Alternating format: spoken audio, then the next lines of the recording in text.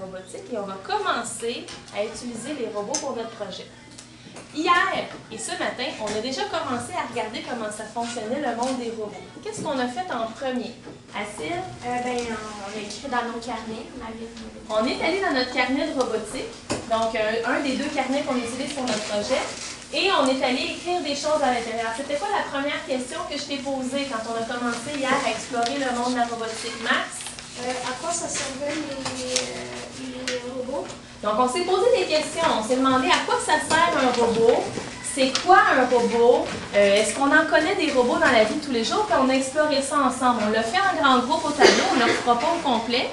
Et tout ce qu'on a appris là-dessus, et tout ce qu'on a discuté, on l'a noté dans notre carnet. Donc, au début, on a écrit ce qu'on savait, nous, des robots. Peut-être qu'il y a des personnes qui ne savaient pas beaucoup de choses, il y a des personnes qui en savaient déjà beaucoup. Ensuite, on a regardé ensemble au tableau tout ce que tout le monde connaissait des robots. Et on en est venu à une définition commune des robots. Est-ce que quelqu'un se souvient? Pour que ce soit un robot, il faut qu'il y ait des caractéristiques spéciales. Quelles sont-elles, ces caractéristiques? Raven? Une fois programmé, ils sont capables d'être autonomes. Donc, un robot, c'est capable d'être autonome. Ça n'a pas besoin toujours de l'homme pour aller lui dire quoi faire. On est capable de le programmer pour qu'il fasse quelque chose. Puis ensuite, il est capable de le faire tout seul. Émilie? Mais il faut qu'il soit muni d'un capteur de mouvement pour réagir à ce qui se passe. OK, donc souvent, la plupart des robots ont des capteurs, des capteurs de mouvement, des capteurs de lumière, des capteurs de température, des capteurs de contact. Valérie? Ça sert à aider l'homme. Ça sert à aider l'homme, un robot. On n'a pas inventé ça pour rien, c'est pour l'aider, pour lui rendre la vie plus facile. Donc, on a vu plusieurs utilités des robots. On s'est posé des questions pour voir jusqu'où ça allait. Puis on en a nommé aussi, on avait nommé des exemples, on va les écrire rapidement, ceux qu'on se souvient, là, les robots dans la vie de tous les jours. Donc des exemples de robots qu'on utilise. Mélodie? Le robot culinaire. Donc on avait vu le robot culinaire. Le détecteur de fumée. Un détecteur de fumée. Il y a le détecteur de mouvement. Détecteur de mouvement ou de fumée, les deux, là, on va les mettre ensemble. On a exploré en gros les robots qu'on connaissait dans la vie de tous les jours. Une fois qu'on a eu fait ça, on les a écrits dans notre carnet de robotique. On a écrit tout ça pour les garder en consignation. Et ensuite, qu'est-ce qu'on a fait? Après ça, on est allé voir. On avait chacun une boîte pour 2 personnes de matériel de robotique. Et on est allé explorer qu'est-ce qu'il y avait à l'intérieur. La semaine passée, en devoir, tu avais une lecture qui était de lire chaque pièce. Ça servait à quoi? Un vocabulaire à étudier pour être certain que quand on va utiliser les pièces, on sache de quoi on parle.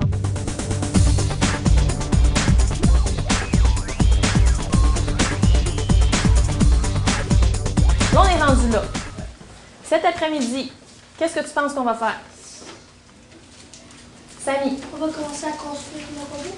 On va commencer à construire nos robots. Tu sais, je t'avais déjà parlé, quand on va faire notre exposition, nos petits robots, ils vont être utiles pour quelque chose, ça va devenir des gardiens. Des gardiens de sécurité, parce qu'un robot, il faut que ça serve à quelque chose. Puis on sait très bien qu'un robot, pour que ça soit utile, il faut lui donner une fonction. Sinon, si c'est juste un robot qui avance, qui recule, c'est plate.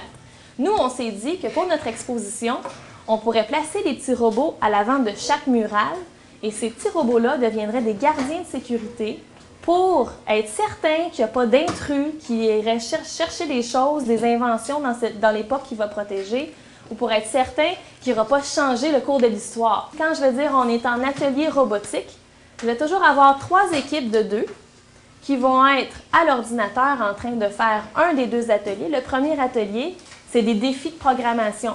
Avant de faire le vrai programme de nos robots, on va aller l'essayer un petit peu comment ça fonctionne le système pour être sûr qu'on est correct. Puis le deuxième atelier, c'est la fabrication des gardiens de sécurité, donc des petits robots avec un plan. 14. Installez-vous ensemble. Équipe numéro 2.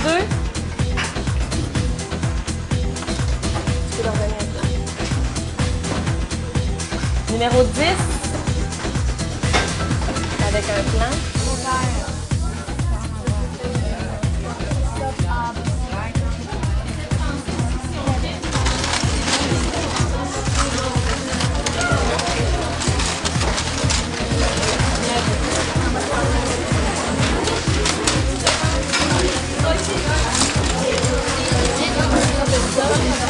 Ouais, mais il fallait faire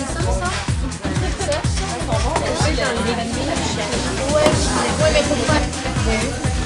3, 4, 5, 6, 7, 8. Ouais, on a mis 8 secondes.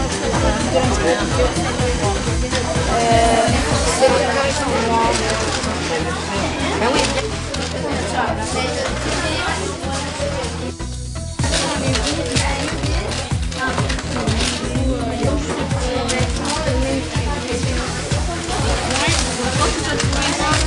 C'est comme ça, mais Ça là de même.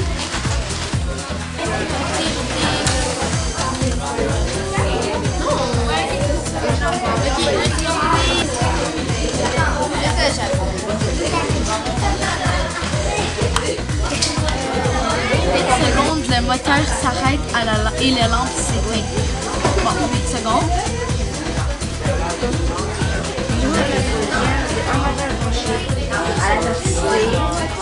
Après 8 secondes, le moteur s'arrête. Mais comment on devrait l'arrêter? On devrait-tu mettre ça et l'autre? Mais on va essayer les deux, puis après on essaiera l'autre, je sais pas. On essaie tout juste avec. Qu'est-ce qu'on fait? On essaye. Si on met juste lui, c'est juste la lumière pour s'éteindre? Ouais, c'est vrai. Fait qu'on met les deux. On va essayer.